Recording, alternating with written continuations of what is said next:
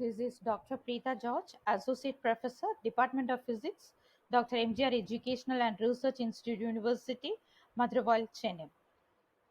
I welcome you all to my video lecture on electron microscope. Electron microscope is a topic taken from Unit 1, Engineering Physics 2, and the topic goes like quantum mechanics. Let us see the history of electron microscope. And in this slide, I am showing you J. Thomson, Lay, de Broglie, Reska, Knoll. And these are the eminent scientists who contributed to the development of the electron microscope. So in 1897, J. Thomson discovered the electron.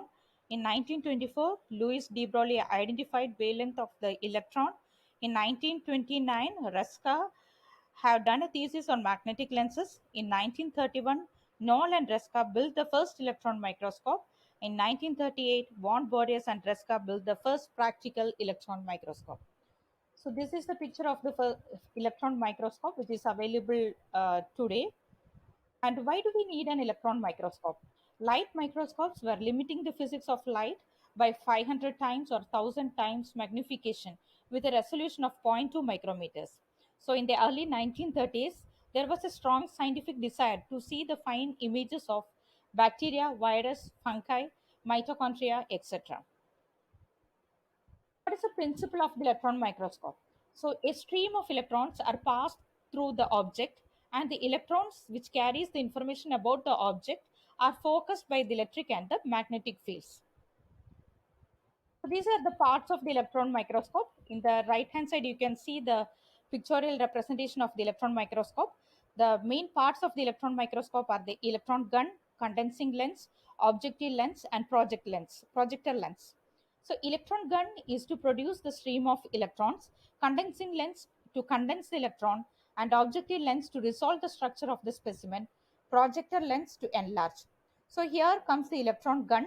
From the electron gun, the electrons will be passed through the slit and it will be focused towards the condensing lens, and it will contain a variety or varied range of the electrons, and that can be condensed by the condensing lens, and finally it falls to the object AB, objective lens, in which object will be placed.